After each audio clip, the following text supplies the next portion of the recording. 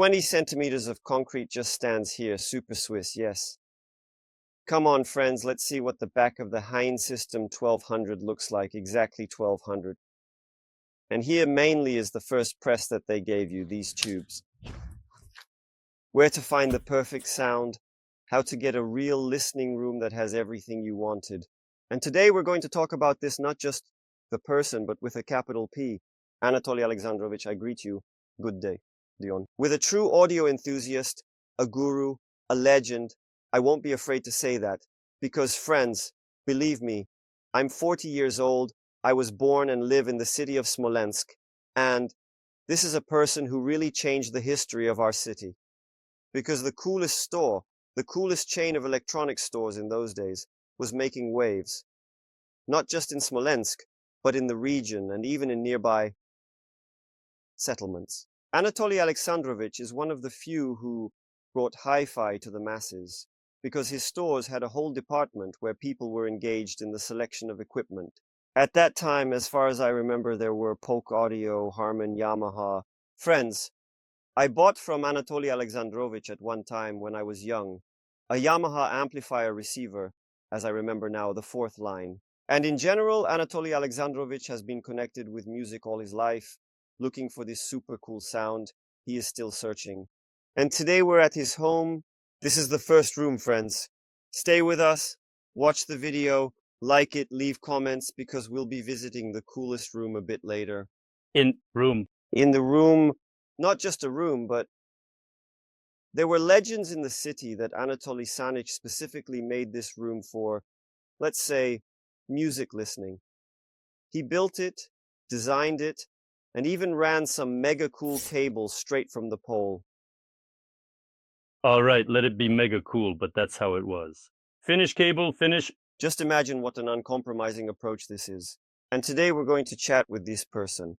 Let's go, friends. We have a huge network of stores for audio, video, home appliances, building and finishing materials, a forge factory, and woodworking production. It reached up to 350 people. We opened our first store on April 29, 1993, and we are officially the first dealers of M-Video. When they didn't even have their own stores yet, I was always welcomed at their conferences as the first original dealer. And already, in 1997, NVIDIA invited me as one of the 20 largest dealers in Russia for Sony television sales. We were in Tokyo, traveled all around Japan, and going back to the sound, a year before that, in 1996, which was really quick, I was with the company, a truly legendary one, Panorama, Boris Arnoldovich, many people know him. I was in Brighton, at the B&W, at Arkham in Cambridge, and there was Sergei Taranov, who was then the editor-in-chief of the magazine Audio Magazine. That's how it all started, and that's how we got things rolling. Although in reality, selling all this equipment was more of a hobby than a business. These are refrigerators, TVs, washing machines, and a whole lot more. And this is a hobby. By orders, individual items, etc. This room, which they're telling you is the first, is just the remnants of the equipment. Everything is changing here. Everything is spotless. Literally everything. These monoblocks have been here for about 15 years. These were the speakers that moved.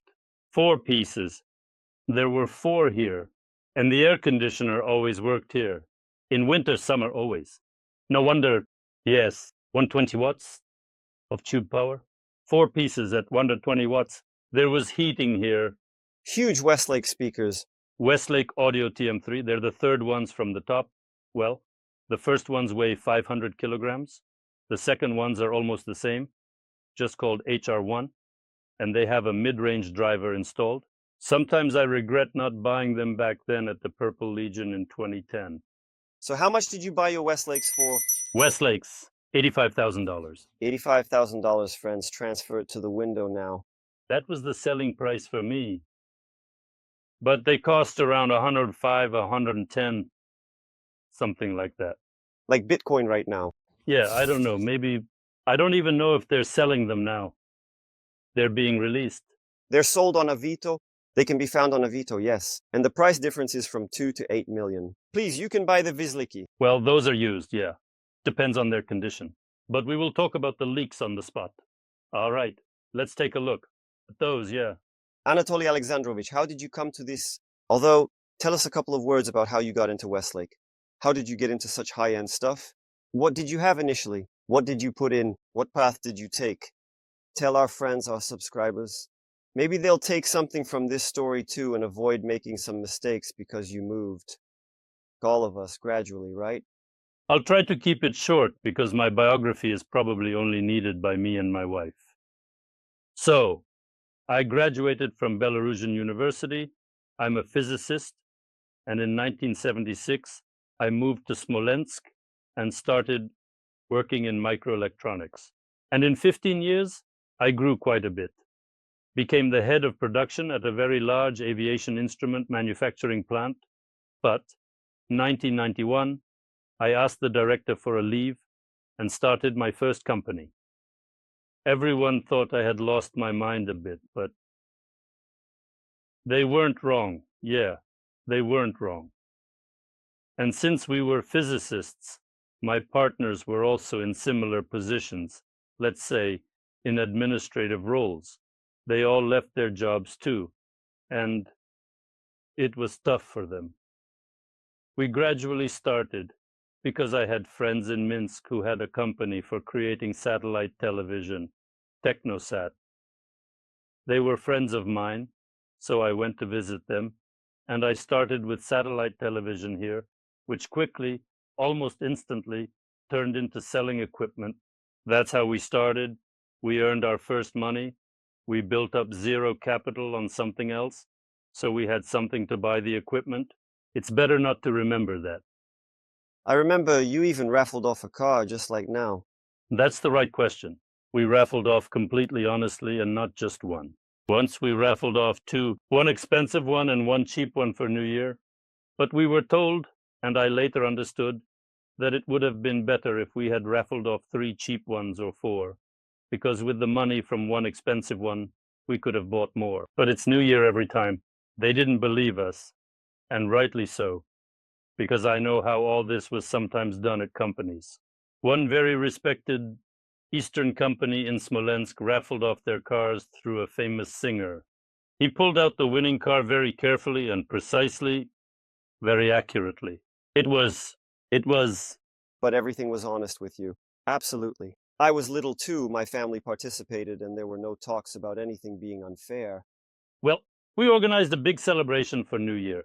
Celebration. There were many people there. A lot. I don't know how much is there. Half the street. Yeah, half the street. In front of the store. So everything was serious. So what was your first system that you bought and felt that hi-fi experience, and what didn't you like about it that made you want to move on? The very first system I had, I celebrated 50 years since I got it, was a purchase after my first construction team, a reel-to-reel tape recorder, Astra 4 Mono. And here it was a huge stroke of luck that it was tube-based, because a year or two later, I was listening and couldn't understand why my sound was like this. While on the new beacons that had just come out, everything I put on my tapes sounded different.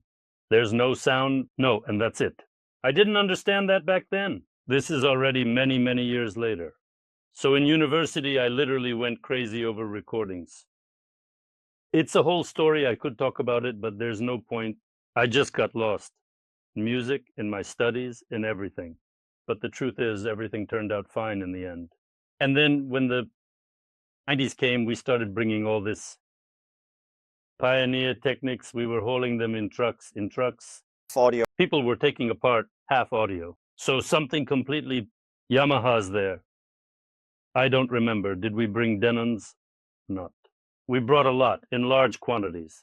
And we probably sold it right off the truck, like in Moscow. No, we sold most TVs in Quadrol with the truck, with shouts. Whoever helps unload gets to skip the line. About 160 TVs fit in the truck. People were standing. I was shouting to everyone, if you don't want to check or test it, let me take it back to the box. And if something's wrong tomorrow, you can bring it back and I'll replace it right away. There, people were right away. There was money. There were no cassettes. 93. There were times wonderful. And what was the first system you set up for yourself? Come on. Something that was really hi-fi. Probably something from what we sold ourselves. This was after I went to BMW in 96. I first got the 804s and sold them right away. Then bought the 802s, and from there it just took off. That's for sure. What didn't you like about the Bowers? You know, the 801s were amazing, the very first ones. One of my friends here in Smolensk, they still play. Pretty decent speakers play. Well, I wasn't satisfied for many reasons, but I won't say what they are because everyone has their own taste. I then bought the Pro Aki D100, those big ones. I got this for them just as a surround sound system for the theater. How many times have they fallen? They're about 20, 25 years old. Reliable speakers, right? It plays and that's it. It plays really well, especially how we set it all up now, right? We pulled everything together and put in some really good stuff. The sound is good. It plays really well, yeah. And it just kept going. The most important thing is that all these years I didn't care about the sound. Strangely enough, I only listened to the music, not how the cables or speakers sounded and all that. I listened to music on whatever I had, that's what I used. So what has changed? And I loved it very much. In 2010, I bought my first vinyl player and suddenly realized that what I was listening to on CDs, and I already had a CEC TL1. These CDs have all been around since the early 2000s. Everything was bought at the Purple Legion store. Everything is from there. They just sit there and there are hardly any new ones here. Then came the vinyl. Vinyl took off. And that's when I got the incredible idea to really and truly create something amazing. While I was figuring this out, I realized how many mistakes I made, how much equipment I went through, and all the different stuff I brought back. Having the chance to transport it from Moscow, since our trucks went there like clockwork, with very large volumes. Believe me, we were already among the top 20 dealers in Russia for Sony. Can you believe it? A small town like ours. So I gradually transitioned, little by little. The most important thing is that right after getting into vinyl, I immediately bought the Westlake TM3. That's where it all started. Awesome speakers, really awesome. I remember, jumping ahead, the last time I was here, in this place, we brought in the Bristons. I can still recall how we connected them. There was Ivan Ivanovich Openkin, also a legend in the world of powerlifting. And I still can't forget that sound. We occasionally meet with Ivan Ivanovich, reminiscing about how cool it was, how great those Westlakes sounded at your place. Crazy pressure, power, detail. It's 37 meters here. Yeah, the near field, and you just sit there like in a studio. Well, Westlake are studio monitor speakers. First of all, to not create this. Yeah, and it's amazing because, to be honest, when those melodies were connected, well, you know yourself, they couldn't deliver that punch. They couldn't give that drive. And despite the fact that the speakers from the Westlakes are big, they played pretty fast and cool. By the way, why did you remove it from this room? You have it too, I see. I was persuaded for over 5 years, everyone, to finally make the move and settle down. Until I built, let's say, a separate, cozy cottage in the countryside. I used to call it the bath glass house as a nickname for it. However, after all these years, I find that I either can't lift the glass any longer or I just don't want to. And the bathhouse is working there, just like here. In general, this complex was created specifically as a hall for music. That one, We'll see him, yeah. But here too, it's all serious. a lot of. Cork floors, I'm looking at them, right? That's right. The walls, decor, acoustics, Israeli panels behind them, Notice, they were made in a special way. perforation. And then further, the diameter of the holes is made around each perforation. Look, touch it. The ceiling, all of this is indeed Ecofon. There's a very soft covering. And overall, the ceilings, yeah, they're not very high, but you can feel it too, right? Well, of course, all of this was done not for music back in 2003. Back then, there was nothing. It was just a room that was planned. Here these are the remains of that system, not sold. They will most certainly be replaced there in the near future. But for now, they stand and play quite calmly because here in this room, the guys were persuading me to go there. They all said, well, you'll listen to the sound. And you understand what it's like to wake up in the morning and come down here? There's tea, coffee, just turn everything on right here. And now I have to run 40 meters to the second cottage. Listen, it seemed to me like quite a challenge. Cardio, extra cardio. Well, 40 meters of cardio. Okay, I'll manage to run it somehow. But it seemed like walking there in winter, especially, and then when I got everything going, I spend about 3 to 5 hours a day there. Regularly, mostly I watch, well, we'll talk in that hall. I watch, listen to music and videos of football, hockey, concerts, the big screen. They just removed 20 centimeters of concrete. For a week, the guys were hammering away with jackhammers. It's scary and embarrassing to remember how it was here, but they broke through. 20 centimeters, well, imagine like this 2.45, and it used to be like this. It used to be like this, 245. Well, there's a huge concrete slab there. Didn't interfere with the house at all. This is what had to be done. The walls, of course, do their job. There's no echo at all. Everything is more or less not muffled. Overall, the sound was great, and I was happy here for almost 15 years. I listened and listened, and it's only been a little over a year since I moved into that space. And there I only had a video room, kind of. There was a screen, and there were, what did I have there? The small ones. Focal Utopia, the first one. Well, that's pretty impressive too. And a home theater. Yeah, Focal Utopia Diablo. That's right, Focal Utopia Diablo. The small speakers were enough for that. And there were these things. The ProAx Center channel. Well, I looked around and listened. Honestly, this topic is special to me. I currently feel about home theater. I'm joking about a good community. That's really not going to be like. So for 100 years, it's not needed in the form of 5.1, let alone some 11.2 setup. It's really unclear how many speakers they set up. You need to have great amplifiers and fantastic stereo speakers. I think when we move there, I'll show you this and prove it to you once again. The main stereo system can't be compared to all these setups if you want to listen to music in real quality. I don't really like listening to concerts for some reason. I can listen to vinyl 100 times. I also sometimes listen to concerts with great pleasure. I especially love showing it to guests. They all just haven't seen anything like this, most people. I have very few guests, you could even say none. I listen to vinyl more than 90% of the time. I listen to vinyl more than 90% of the time.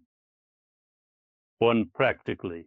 Well, sometimes my wife comes to listen to classical music albums, and my friends show up very rarely. Well, it's pretty normal for a retiree who has completely finished their many years of hard work. Like plowing the fields, not on galleys, but we worked a lot. Absolutely. Anatoly Alexandrovich, how did you buy these monoblocks? A couple of words. If we could go back to the past right now and take these tubes from the melody. No, it's... I've made a ton of mistakes, I'm telling you again. I had VTL Siegfrieds here before them, believe it or not. These are 2 monoblocks that weigh 100 kilograms each, with 12 tubes in each. But when I brought these from Bonanza, they really came alive with the Westlakes. Wow, 4 of them. 4 of them. No, I bought 2 at first. Listened to them, and right away, since there's a corresponding approach in the ESL, I got another pair. The preamplifier unit. I was just playing just a little bit calmly, but then I started to slowly, let's say, not exactly get tired. But the tubes require a pretty youthful approach because they take a lot of time and effort. We were wrapping up our activities, and I decided to switch to solid-state equipment. Thanks to you, Rodion, I started with Bristol, and since we needed amplifiers later for, I'll show you, we switched to a different system. We'll show all of that in another room. Well, let's go take a look over there then. And here, after a while, there will probably be something quite simple left. These are also up for sale, because here I'm currently working out for about 20 minutes a day. Stepper, treadmill, exercise machine, that's it. And that's why I don't need it. The system here is more like something serious. I just come here, turn on the music, work out. And that's it, I turned it off. Good, excellent. Show us the super system. Of course. Let's go. This is the real Volgala for audio enthusiasts. Anatoly Alexandrovich, this house was specifically built for listening to music. We pulled a separate cable here and made these panels. Look, even these things are for sale. These are resonators, right? Helmholtz, yes. Look at this stand. They've only been here for a day. This is just a test for them right now. I got it. Bass straps. The room itself, the walls, again, you see there's perforation. So everything is done super cool. The ceiling. The ceiling, there are these things hanging like for a quest game. I think you can grab onto them, hang from them, and move across the ceiling. Just by hand, right? You know, there are those quest games. Yeah, I can't move around like that anymore. Everything is done for what? To extract material from CDs and vinyl as accurately, clearly, and understandably as possible. I was here before all of this was done in the room. I just listened and compared, but I'll talk about that a bit later. Could you please tell me why you moved it here? Well, basically it makes sense. Why? Because the system plays completely differently here. More volume, more, let's say, engagement. And here they are, the legendary Westlake. This is professional audio equipment made in America. In 1972, I think, Glenn Phoenix joined this company, and they make just no compromise, very expensive studio speakers. Mostly for studios or for very serious audiophiles like you. By the way, this Glenn Phoenix, friends, I read that he even invented some kind of theory, and apparently even patented it, saying that distortions, let's say, occur in acoustic systems due to, let's say, my interference, I think, when, in general, electromagnetic fields start overlapping from different components, but that's in simple terms. Friends, feel free to correct me in the comments. And there are filters there too. Yeah, and that's all. They are greatly influenced. The company does everything possible to get the purest, coolest sound. I took his wishes into account and connected grounded speakers directly from the amplifier to where he installed those grounding terminals, just like he wanted. In terms of his words, it usually turns out in conversations everywhere that super high-end means super prices. Yeah, that's true. If we don't take into account here, there are two very expensive things, as I already mentioned, in the S-Lake. And here's the vinyl player, because here it is right. The turntable itself. All right, VPI TNT HRX. Here we have a Super Swiss, the cartridge, Tonar, Jack Altair for Tonar, and the cartridge needle is the airtight Opus one. Most people call them the best in the world, at least the cartridge. They cost a lot too. I don't even know if it's worth mentioning. These things are expensive. Honestly, there aren't really any cheap ones. All of these. Is this a phono preamp? VTL 6.5 phono preamp? Why did you take the lid off? It's always open because, you know, it seems like as soon as you close it, the lid probably affects it or something. Next is the Bristol BR20 Dr. Prede. 20th Saptere before. Well, this is for the home theater. Whoa, it's a gorgeous piece of equipment. It's very important. It's not the Westlake crossover they have specially. The Jadis JF3, it splits into two parts, around 800 hertz. And then it goes to each channel for the highs, and the lows. And from them, there's also bi-wiring. So there are 4 pairs of speaker wires for each speaker. Mid frequencies, high frequencies, horns. Uncompromising. Well, the approach is just top-notch. What kind of wires do you have? I can't figure out what brand it is. You've seen them more than once. I'm not even going to say what brand it is. I bought them from a guy in Smolensk. And this is going to sound crazy right now. Before this, I had the full set of Argenta, Flow, and Flowmaster reference. Those who know what I'm talking about. And just like that, I had the double crown set up. Siltex sold everything. For my system, these wires, these cables actually don't have a place. Let's take a look. Can I... Of course. The same thing at the back? How much do they cost, Anatoly Alexandrovich? They are quite inexpensive. I don't want to talk about it right now, but there's a guy from Smolensk who studied the design of these cables, got in touch with the developers and worked with them on my system a lot. They're inexpensive. There's really nothing to say. All under 100,000 rubles. Each cord, well, a pair. A pair, yes, up to 100,000. Much cheaper, actually. Well, you have quite a few here. And here are all the power cables, right? Look, please, friends, how it looks. Let's say... Just step over it. The back part, the high-end system, looks kind of like a mini spaceship or maybe a power station. But I know you have a separate cable going here, right? A separate cable. And who knows? It's fully isolated and runs about 70 meters from the pole. Listen, and this cable, I can't say for sure. It's Dima Praskurin's. This cable was just left here for the turntable, and I kept it, thinking it doesn't really affect much. But still, you decided to go with completely, let's say, custom cables, while the acoustics are still studio grade, accordingly. Of course, everything else is studio grade. Although, if we talk about the amplifiers, each one is a stereo power amp. They're not monoblocks, as I explained. The power amps are converted to mono, kind of... No, these are stereo power amps. One pair works up there, you can see it. Let's take a look. Let's move it aside. Carefully. Carefully and slowly. This is what the back of the Westlake speaker system looks like. Did you remove the crossover yourself? The crossover is removed by this connection method, the speaker's internal crossover, so it goes directly to the speakers. Anatoly Alexandrovich, I'll be honest.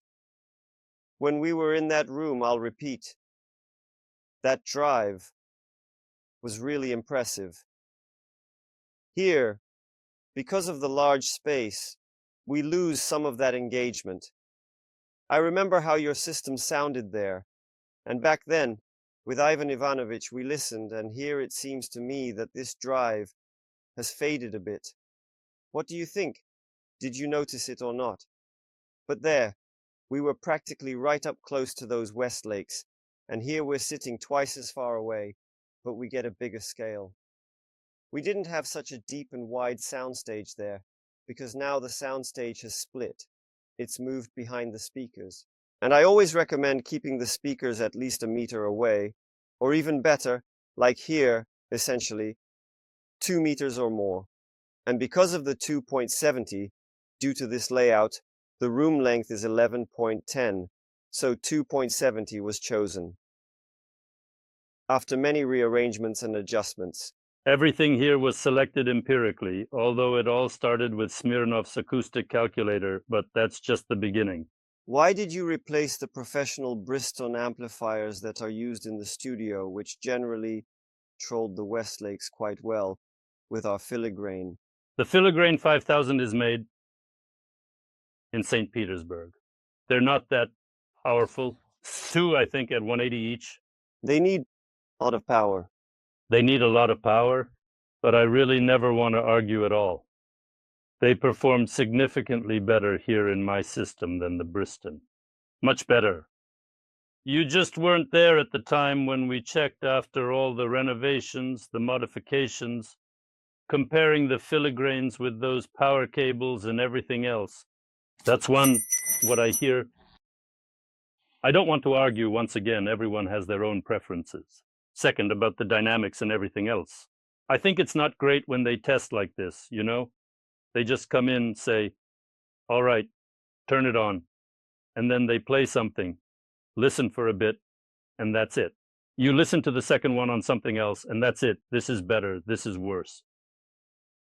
You only really get it when you dive into the music, into the room.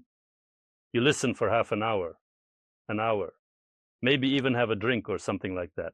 And that's when you start to listen. And I listen not quietly, but I listen loudly.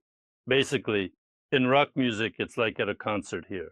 In fact, of course, it's much better if we only consider the sound.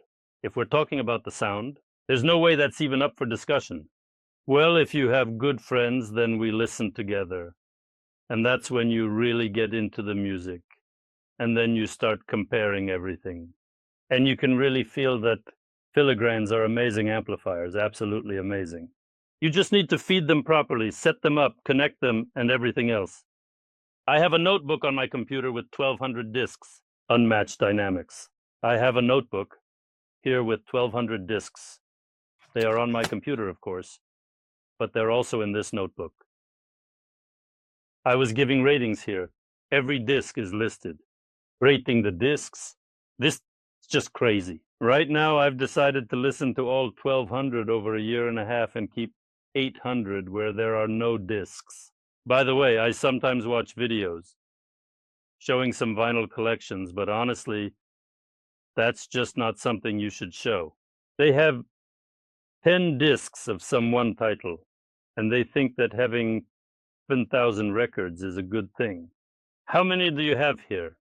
There are 1,200 here, but about 300, 400 of them are extra.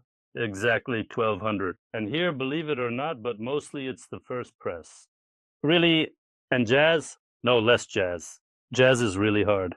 The first press is from the late 50s, early 60s. They were released in very small quantities. And rock is all first press. And one more thing about what they say, like, oh, the Japanese ones sound better than the first press. I've never heard on my system that any disc that's not a first press outperformed a first press. Never in my life. You can hear and feel all of it here. And you came here just like that. They immediately banged on some disc, said something to determine their opinion. You really need to listen to the equipment for a long time and calmly to understand what's what. It's been so many times that I've changed it. So many times. I've been unhappy with it. That legendary wow effect when you listen and then immediately find more flaws, isn't there right now? I play everything rock, I listen loud, rock, I bang it out. I've already said, I'm practically here alone all the time, so I don't need to sleep, eat, or anything here. There in those rooms, I also relax, doing other things. So, with my system, for the first time in my life, I declared to myself and my friends that I've finally created it, and I don't want to change anything anymore, thank God. Because I really want to put something together and make it so that I won't want anything else. I've said this 100 times in my life. They talked? Yeah, but what I just said, I said about 3 months ago. And in 3 months, nothing has changed for me. I believe I've created a system that completely satisfies me. And I'm relaxing. So you're relaxing right now, listening to less rock, more jazz, classical, all that. Jazz. I didn't really know jazz at all about 3 years ago, like hardly at all. I took all sorts of tests, not tests, but ratings, and picked about 500 of them for myself, starting in the mid-50s, and started buying them up. I sold the disc and got into jazz. It's lovely to listen to. There's a great collection for music lovers. I heard your system. The jazz sounds amazing, but the vocalist is slightly left. The Westlake devices lack the punch and drive Bristol used to provide. You have a Bristol preamp. Did you keep it? You set it up and you can do anything. You disconnect from life. It's calm and nice. Believe me, there's a great collection there. Everything a music lover needs. Well, 80% of it. So, whoever comes in here, I want to say that I just listened to your system and I have a pretty good ear too. The jazz you have plays amazingly. Everything is excellent. But the first thing I noticed is that your vocalist is slightly shifted to the left, and you need to work on that. The second thing is, in my opinion, these Westlake devices lack the punch and drive that used to be there when Bristol had its iron hands controlling everything. Unfortunately, that's not the case, but again, maybe something. Although you do have a Bristol preamp, did you keep it? I kept it. You kept the preamp. The BR20 is an excellent device. It's their top model. Maybe it's something with the crossover settings again, because this is a crossover. Maybe something needs to be adjusted. I haven't looked yet. Maybe it somehow got messed up. Yes. That's what I'm talking about. You came, and you made that final conclusion about the two discs. One disc is jazz and one disc is rock. Check 3. And what about the third one? Oh, right, 3. There were 3, yes. That's not much. It's unclear what it was. I would sit down myself and take a look at what's what. Maybe we should bring the B cube again and compare. Let's take the 7B cube is way better than the one I had. 14. Basically, this is considered. Yeah, there are monoblocks. But I need 4 of them. 4. And B3. How much will they cost? I see how much. Yeah, it's pricey, very. Yes. And these are not cheap right now in St. Petersburg. But it's a great device. It plays well. I can't say anything bad about it. I wouldn't say it's super amazing or wow. Even if we look at the finish, there are some things to nitpick. But it plays well. Still, I feel like it lacks control in the layers. I would like to finally understand and compare it by bringing in some Vitus S series devices. I'm not even talking about the Master or. And to cut CH Precision or something, well, in the end, Dende Agustin, well, even Dende Agustin, because at all the exhibitions he captivates with his appearance. I listened to it, and that one, what's his name? Greek, oh my, Leonidos, no. Leonidos is the name of the integrated amp. What's the name of the company? I don't remember, but those Greek amps too. What do the years actually mean? It doesn't fly out like. Write in the comments what they're called, those huge, cool ones. Yeah, I would like to set this up and understand it. What difference will it make? Maybe I'll see a difference and then start thinking about a replacement. Okay, but I doubt it. Times are different, I agree. The money is different, to be precise. Back then, you could buy everything. My advice is to stop. I stopped. I don't want to drag things around and listen. Even the advice to put a Breston 7 here, well, the sound will be different, I'm telling you. We can set it up sometime. It's more up to you. It's not really hard for me to take it, but you see your system just works differently now. The active crossover does its job. Yes, 2 channels. So, friends, what do you think of the system? I think Anatoly Alexandrovich has almost reached the maximum, and the room. Good to the maximum, not to something else. Well, there is still some thought. Want to improve something? Anything else? No, that's it, right? Absolutely. The only thing is, they brought me these pipes yesterday, and I was shocked. I was shocked by a simple thing. Since they're not in their place, they should be right here. Yes, they should be here. They are definitely blocking the screen right now. Well, 2 packs of pipes are over there, but they should be right here. Of course, they are blocking the screen. I asked Nikolai to arrange the pipes in a way so that I could watch my football, hockey, and concerts on this screen. What did they give you, these pipes? It's unique. The sound has become. I just can't tear myself away. Unfortunately, I'm not that storyteller about sound. When I read, I just think, where does a person get so many words to describe how one song sounds? It's like a sea of descriptions. I can't do that. I just hear that if I remove them, everything loses a bit of its quality again. But since I've always followed the theory of small steps, it's all about those anti-vibration things. These silent running audio things, I have them made right from that. It's all very expensive, very cool.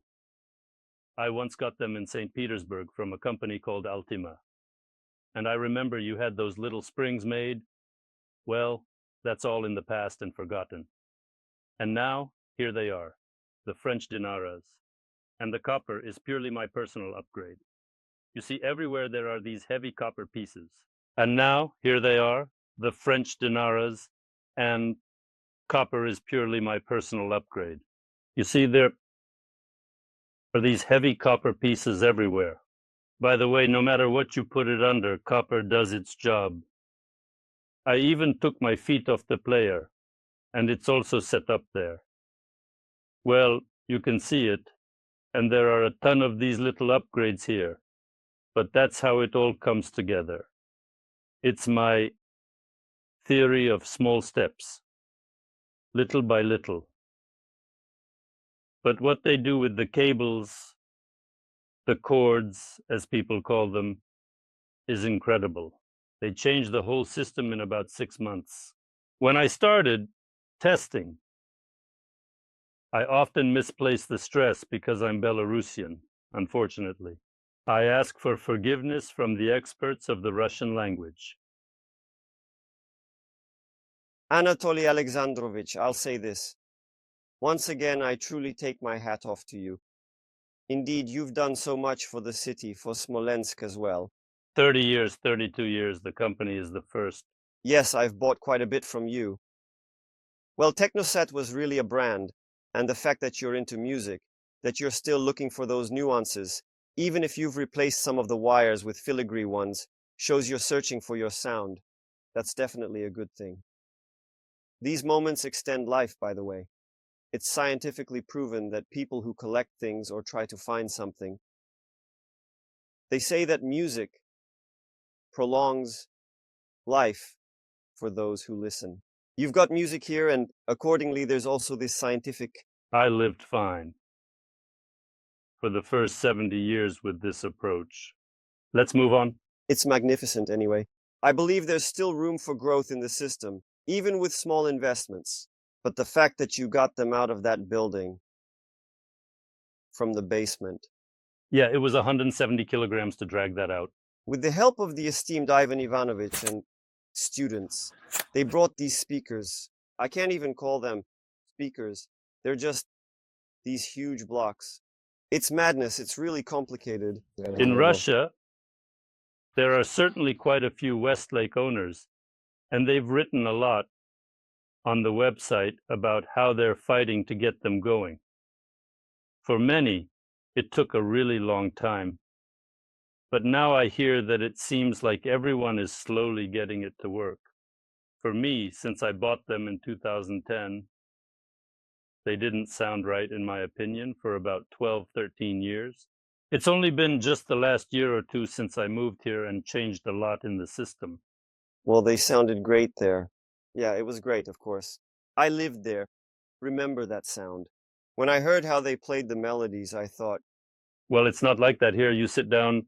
yeah. And then when we set up that Bristol, it was just an insane, amazing sound.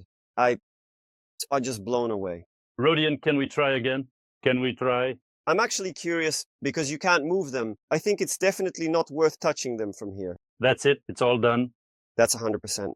It's been a long time since it's been worth it here, especially since you worked on the room anyway. Nikolai worked on it too. Let's take an interview with him and hear what he has to say. I think I've covered the main points. Thank you very much. Thanks for inviting me. Thanks for sharing. I really believe this is great, and I'm sure you'll help a lot of people avoid further mistakes. At least let's get rid of these tubes. Because, No, that's not it. I didn't say that. well, you don't have any tubes here. First of all, there are VTLs, phono preamps. That's a phono preamp. There are tubes there. Wow. Each pair there is a mom's amplification, and you have transistors, all transistor amplification. Because, tubes just can't compete with transistors in terms of, I'm sure for some systems, tubes will fit much better than any transistors, but definitely not in this case. I've already checked, and everything is better. That's why there's a pair set up there, and there's another pair for sale over there. This is just in case. How much are they selling for, just in case? It's actually embarrassing to even talk about it. Such things range from 400 to 500,000. Each amplifier weighs 60 kilograms, each monoblock, and that's a pair. Contact Anatoly Alexandrovich. It's listed on Avito. Yeah. 400, 500,000 for your monoblocks. Chinese-Australian melody ones. Yes, indeed. Thank you very much. Thank you for everything. for the advice, for the help, including financially, with discounts. You have a wonderful company. I really like it. Thank you for the kind words.